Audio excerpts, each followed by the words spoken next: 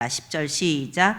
제단에 기름을 바르던 날에 지휘관들이 제단의 봉헌을 위하여 헌물을 가져다가 그 헌물을 제단 앞에 드리니라. 아멘. 할렐루야. 예, 잘 오셨습니다. 우리가 아무런 자격도 없는, 아무런 소망도 없는 우리에게 뭐라고 말씀하신다고요? 예, 사랑한다, 사랑한다, 사랑한다 말하시네, 말씀하시네. 여러분, 이 찬양하면서 눈물 나지 않아요? 자격도 없고, 그쵸? 예, 이 찬양 부르면서 저는 눈물 나더라고요. 혼자 이 찬양 들으면서도 잘 울어요. 나 같은 게 뭔데 사랑한다, 사랑한다, 사랑한다 말씀하실까? 예, 그런 우리를 사랑하시는 그 주님을 오늘도 바라보기 원합니다. 이 시간에 우리 이렇게 인사했으면 좋겠습니다. 예수님이 누구를 사랑하신대요.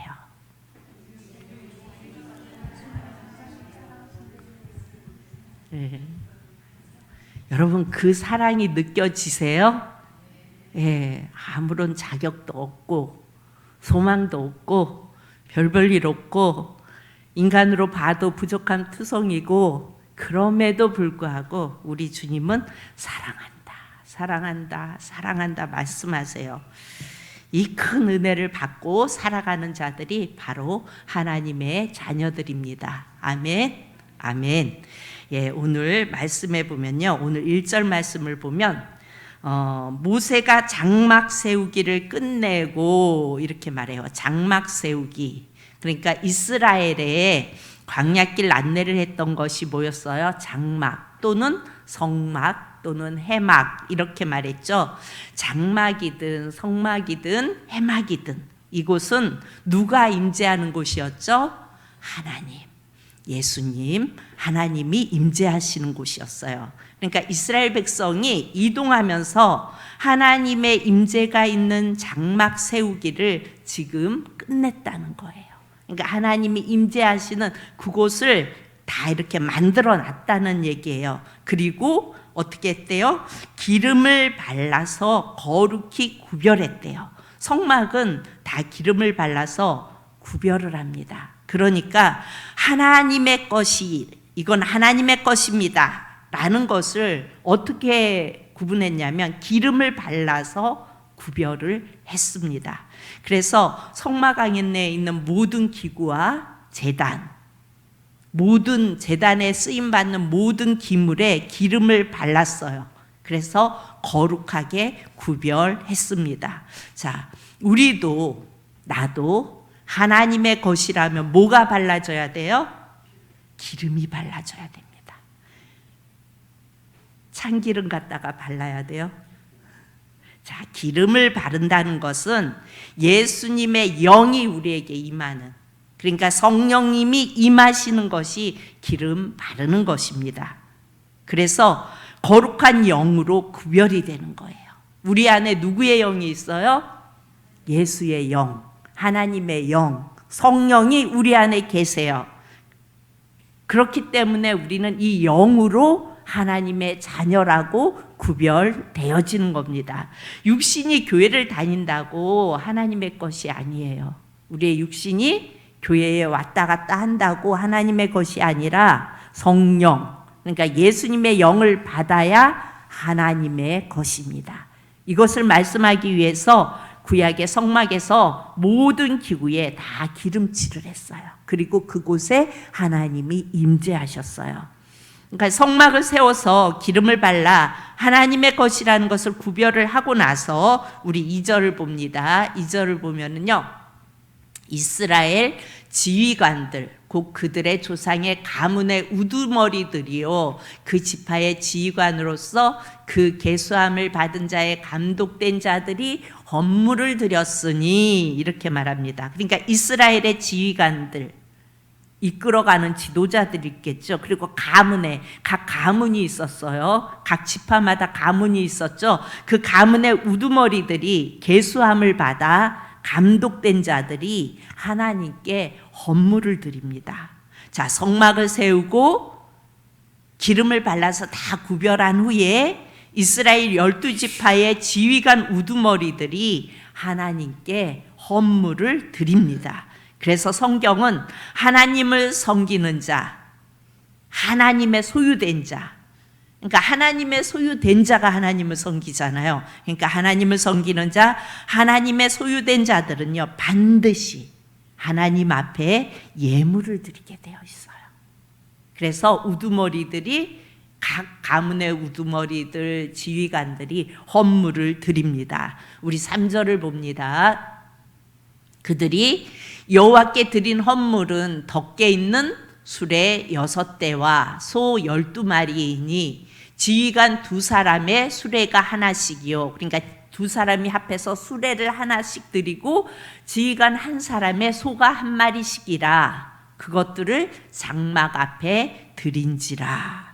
그러니까 헌물은 수레를 6대와 소 12마리를 드렸는데 지휘관 2사람의 수레 하나씩이요. 그때 당시에 바퀴가 달린 수레를 2사람이 합해서, 그러니까 합심해서 그 수레 한 대를 드린 거예요. 한 대씩 드리고 소를 1마리씩 드려서 하나님의 장막에 바쳐줬어요.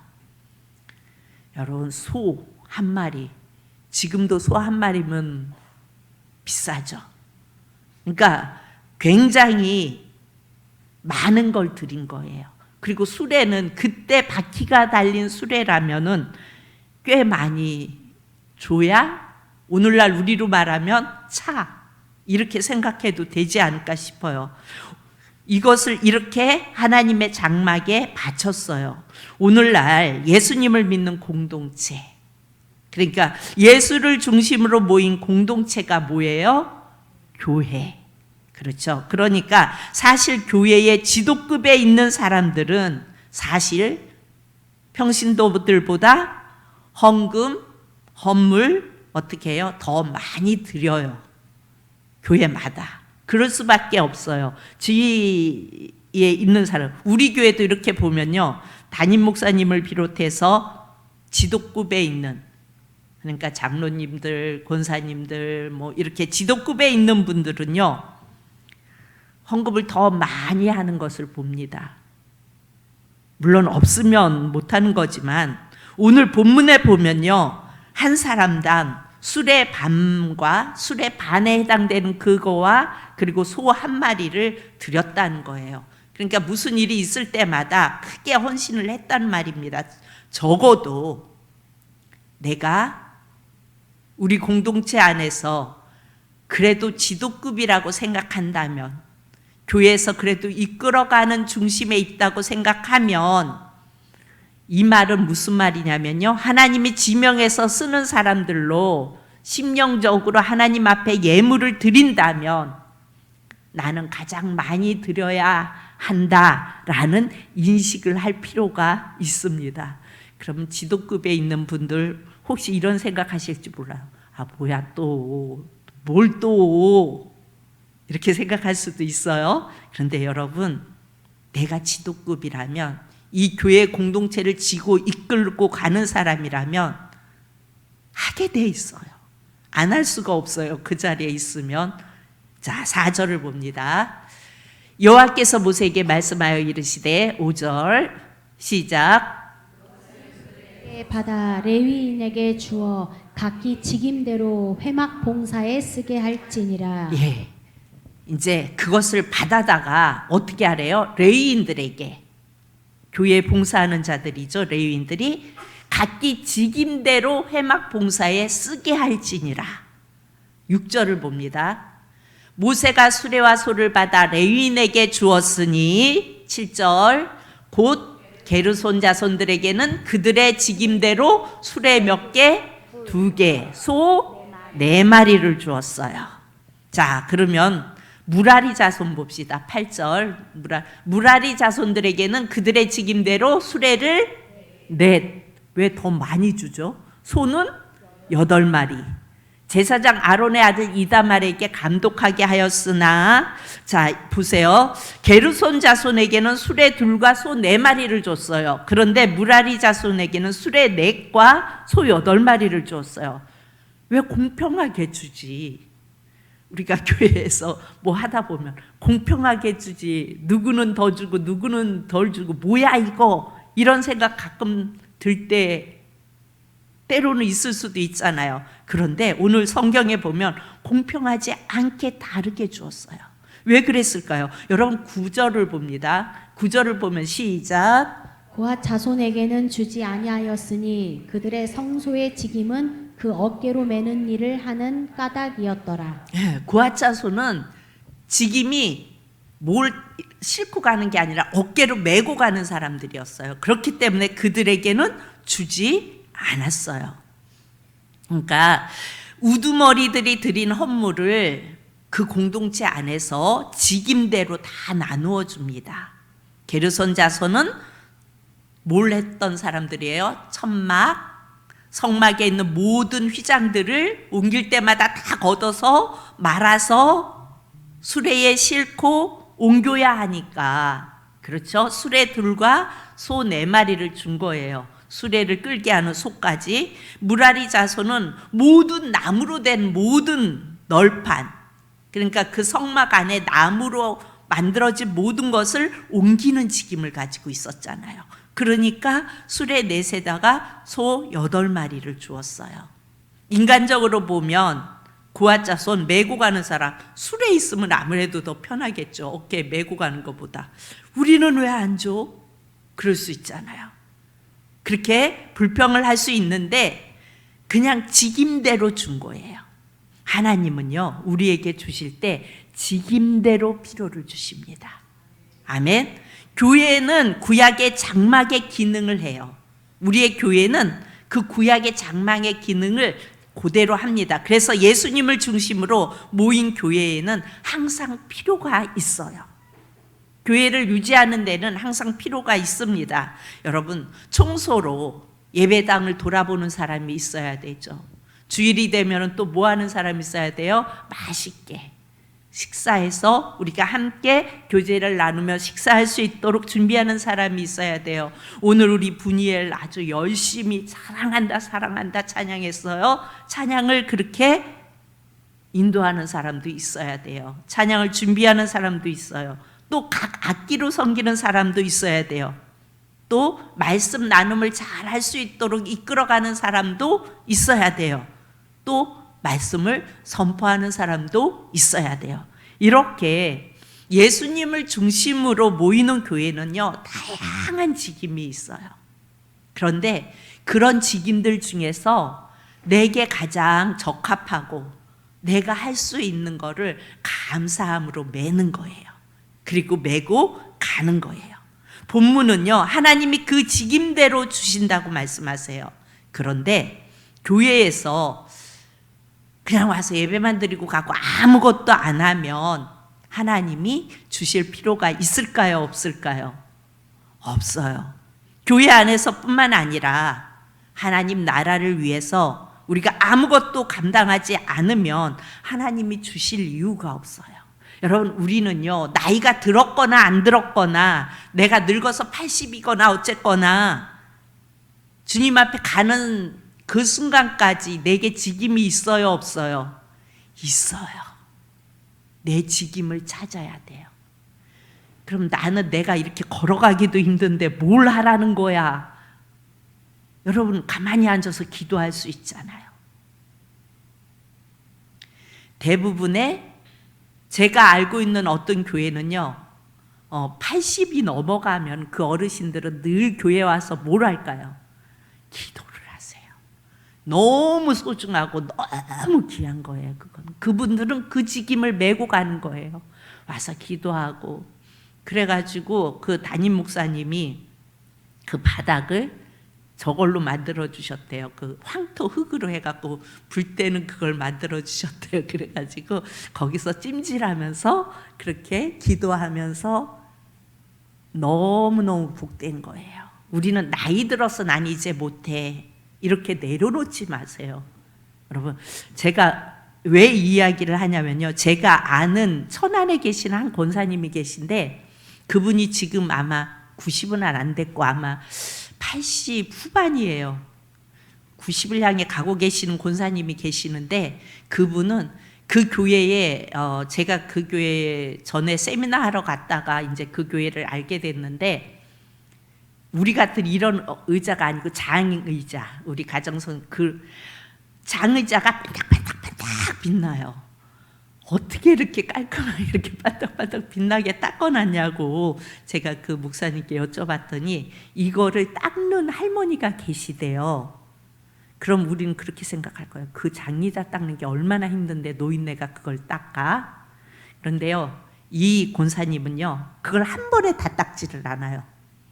교회 올 때마다 긴 거 하나씩 닦고 가면서 그렇게 한 20개 정도 막, 큰 교회가 아니니까 한 20개 정도 돼요, 장의자가.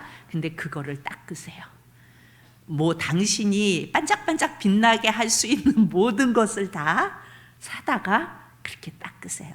그래가지고 들어가면은 약간 놀이끼리한 의자예요. 전에 우리는 붉은 계통이었는데 약간 노르스름한 그런 나무 의자인데 그게 아주 반짝반짝반짝 빛나요. 지금도 닦고 계세요, 그거를. 그리고 지금 연세가 아마 88인가 89인지 아마 그러실 텐데 얼마나 잽싼지 몰라요. 얼마나 빨리 색색거리고 바람처럼 다니시는지 아마 그분은 100세를 하고도 남을 것 같아요. 그러시면서 때로는 김치를 담아서 택배로 보내세요. 알타리도 담아서 물김치 담아서 올여름에도 그렇게 해서 보내주시고 오이도 따가지고 보내주시고 박스로 그렇게 보내주세요. 농사일 하시고 그 일 하시고 그러면서 바람처럼 휙휙 날아다니면서 그렇게 하세요. 그래서 힘들지 않으세요? 그렇게 여쭤보면요, 아이 썩을 육신 아끼면 못 온대요. 근데 썩을 육신 아끼면 못 온대요 그랬는데 얼마나 건강하신지 몰라요. 그렇게 풀풀 날아가는. 왜 그렇게 건강할까요? 그분이 자기의 직임을 감당해요. 그리고 그 교회는 우리는 식사 담당이 있어 식사를 하죠. 그분들은 밥만 딱 꽂아놓고요, 이만한, 많지 않으니까 교인이 이렇게 꽂아놓고 반찬을 한 가지나 두 가지씩 가져와요, 주일날. 근데 시골이다 보니까요, 한 가지 두 가지 가져올까요? 많이 가져올까요? 많이 가져오죠. 그래갖고 차고 넘쳐요. 그렇게 해서 점심을 드시는 그런 교회거든요. 그런데 이 권사님은요, 그냥 한 가지만 해가면 되잖아요. 한 가지 해갖고 오라 그러면 이렇게 이고 가신대요, 이러고. 그래 이제 요즘 힘드시니까 전에는 이렇게 이고 가셨는데 지금은 이렇게 끄는 거를 해갖고 이렇게 끌고 가신대요. 그러니까 보통 3-4가지는 해갖고 가시는 거예요. 근데 음식도 너무 맛있어요. 저번에 어디를 갔다 오다 진실이랑 올라오면서 갑자기 그 권사님 생에 전화를 드렸어요. 지나가고 있다고, 권사님 건강하시냐고. 여기까지 왔는데 그냥 간대요. 막 들어오라고 막 그러는 거예요. 근데 들어가기가 날씨도 더운데 약간 막 그랬어요. 그냥 가면 섭섭하지요. 막 그래가지고 또 어르신이 그러는데 그냥 오는 게 예의가 아닌 것 같아서 들렸다 가자고 그랬더니 또 진실이가 금방 막 치더니 그 뭐예요, 호두과자 맛있게 하는 집을 쳐갖고 글로 가더라고요. 야, 천안에 사시는데 무슨 호두과자를 사다 드리냐 그랬더니 진실이 엄마 원래 여기 사는 사람들이 더 못 먹어. 놀러 왔다 갔다 하는 사람이 사 먹는 거지 여기 있는 사람들은 못 먹는데요. 그래가지고 호두과자를 사갖고 갔어요. 그랬더니 그 더운데 싱싱한 야채 갖다가 막 부침개를 막 해갖고 막 붙여갖고 이따만하게 붙여가지고서 줬는데 우리 서우서아가 그거를 몇 조각을 다 먹었어요. 그랬더니 어쩜 이렇게 애들이 잘 먹느냐고. 그래서 우리 교회 와서도 서우서아 여러분도 아시다시피 맵지 않으면 다 먹잖아요. 그렇게 먹고 그 호두과자를 드렸더니 너무 맛있다고, 너무 맛있다고. 이게 여기에 명물인데 이게 안 사 먹게 된다고. 그래갖고 제가 그렇구나, 여기 살면서도 안 사 먹는구나. 그래서 드리고 이렇게 올려왔던 기억이 나는데, 그렇게 빨빨랑 그분은 그 직임을 지고 있기에 하나님이 건강을 주시는 거예요. 여러분, 우리가 하나님 나라를 위해서 지지 않으면, 내 맬 것을 지지 않으면 주님은 주실 이유가 없어요. 예수님은요, 몸을 제예제물로 드리셔서, 우리를 위해서 제예제물로 드리셔서 우리 죄를 대속하시고 죽으시고 어떻게 하셨어요? 부활하셨어요. 그래, 부활하신 후에 이 지상에 뭘 남겨두고 가셨어요? 당신의 몸을 두고 가셨어요. 그게 뭐예요? 교회예요. 여러분, 교회가 예수님의 몸이에요. 예수님의 몸은 지상에 있기 때문에 물질적인 필요가 많아요. 그렇기 때문에 물질적으로 교회에 재정적 짐을 지는 자들이 있어요. 그러면 그들이 재정적 짐을 지면 하나님이 그들의 물질을 마르게 할까요? 공급해 주세요. 질 수 있게 해주세요. 여러분, 제가 살면서 보니까요, 재정적 짐을 지는 사람은 주님이 자꾸 주세요. 그래서 그 재정적 짐을 유지할 수 있게 하시는 것을 경험하게 됩니다.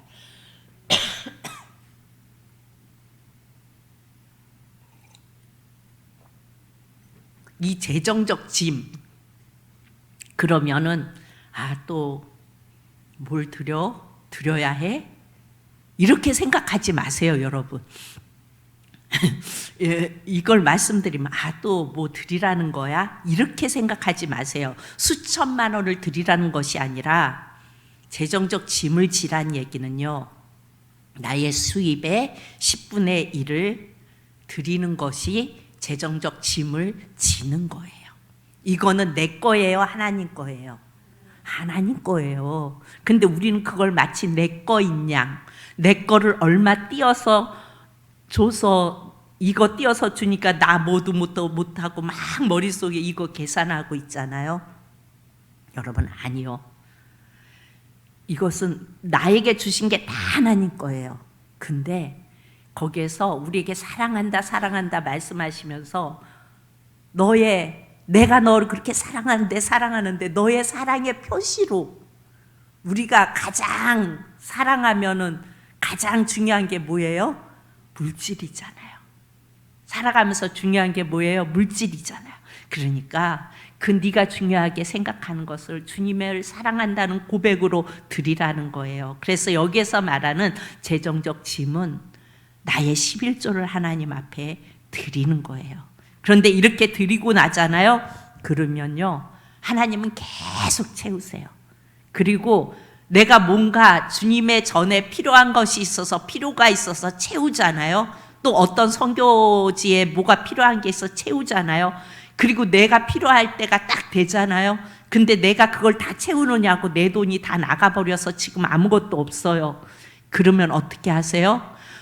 놀랍게도 되게 하세요. 일들을 말도 안 되게 되게 하세요. 그렇게 해서 내가 필요한 것들을 채우세요. 왜 그래요? 살아계신 하나님이기 때문에. 우리는요, 그냥 보이지 않는 하나님을 믿는 것이 아니라, 그냥 뭔지 모르는 것을 믿는 게 아니라, 분명히 살아계시고 인격이시고 나와 함께 하시는 하나님, 그 예수님을 우리는 믿는 겁니다.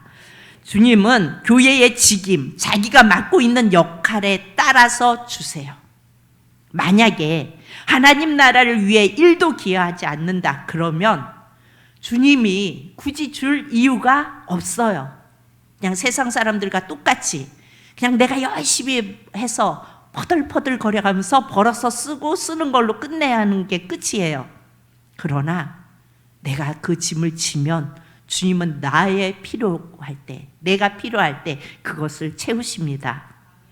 우리가 재정을 풀어가는 가장 중요한 원리가 뭐냐면요, 어떤 액수의 문제가 아니라 그 짐을 지는 것은 주님이 주시는 이유가 돼요. 그러니까 내가 그 짐을 지는 것은 주님이 내게 주시는 이유가 된다고요. 목회자는요, 그러니까 담임 목사님은 교회가 가장 어려울 때 그 상황을 가장 잘 아세요.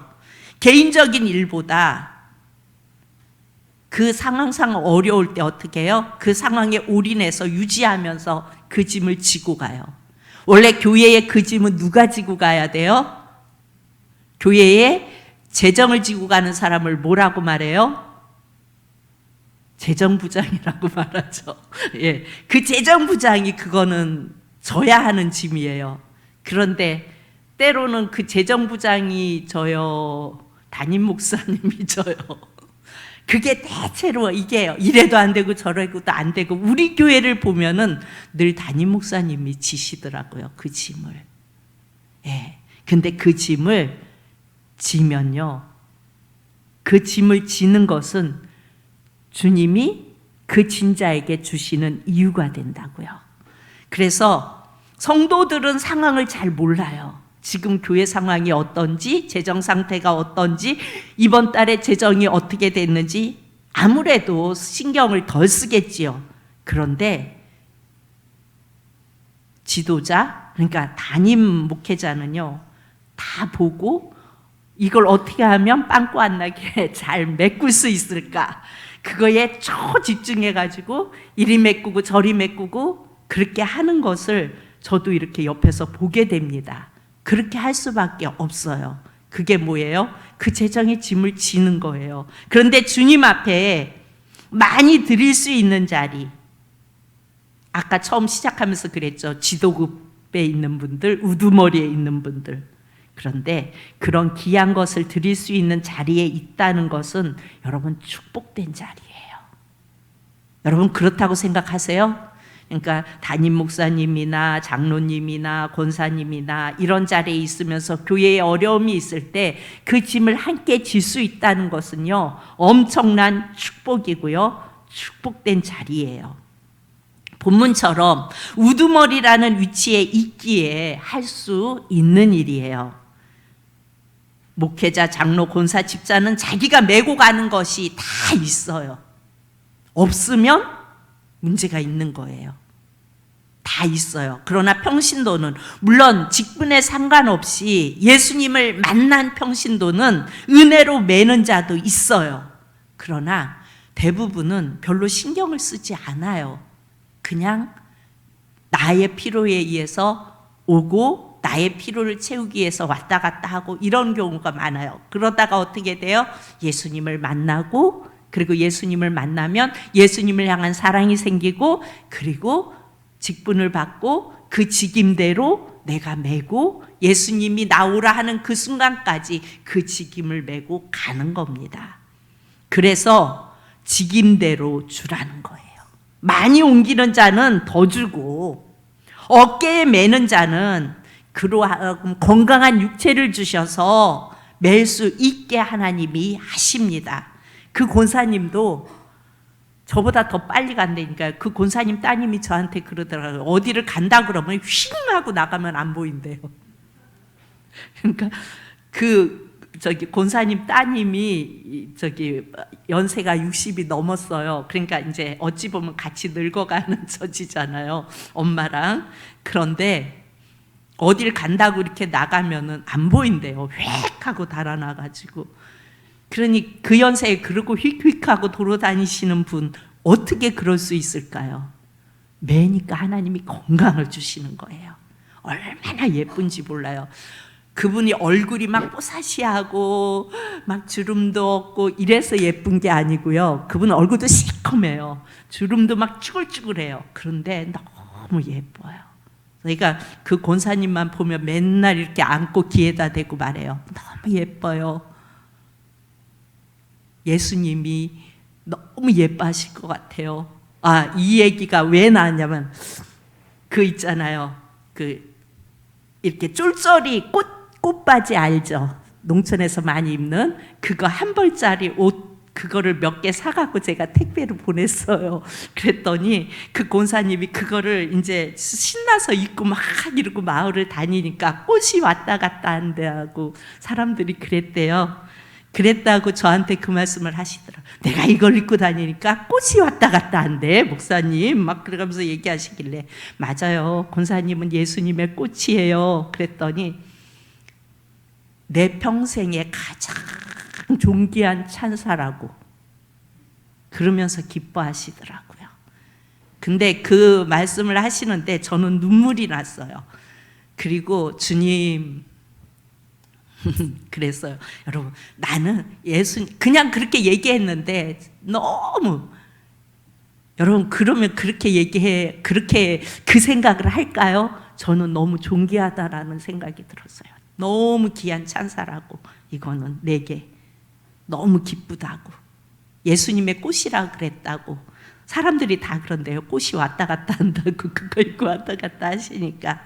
네, 그분이 직임대로 그렇게 매요. 아직도 가서 그걸 닦고요, 주일이 되면 아직도 끌고 가면서 반찬 4-5개는 해가지고 가고요. 한 가지만 해와도 되는데, 그 교인들이 한 가지씩만 해와도 엄청난 양이잖아요, 그게. 근데 그렇게 가요. 지금은 이제 전에 있던 목사님이 안 계시고 강도사님이 계신데, 강도사님이 아직 결혼을 안 했어요. 그러니까 아내분이 안 계시니까 밥 먹는 게 좀 그렇겠죠. 그러니까 그걸 다 냉장고에다가 식사할 수 있도록 88세, 아마 89세인 것 같아요, 그 어르신이. 근데 휙휙 하고 다녀요. 아주 쌩쌩하고. 여러분, 하나님이 건강 주시는 거예요, 맬 때. 우리는요, 내가 할 수 있는 거 매세요. 한 70만 넘어가면 나 늙었어, 다 빼 이러지 마세요. 내가 할 수 있는 거 하세요. 우리는 주님 나라 가는 그 순간까지 매는 자들이에요. 그렇게 매고 가야 돼요. 주님의 나라와 예수의 생명이 전해지는 곳에 우리의 육신을 쓰면 건강을 주세요. 물질을 쓰면 우리 인생을 책임져 주세요. 그런 주님을 경험하게 하십니다. 오늘 본문의 말씀처럼 각자의 하나님은 매는 대로 주세요. 그리고 그 일을 감당하게 하세요. 우리 푸른사랑교회 성도들 모두는 직임대로 매고, 그로 인해 누리면서 모두가 예수님의 꽃이 되시기를 축복합니다. 아멘. 기도합니다.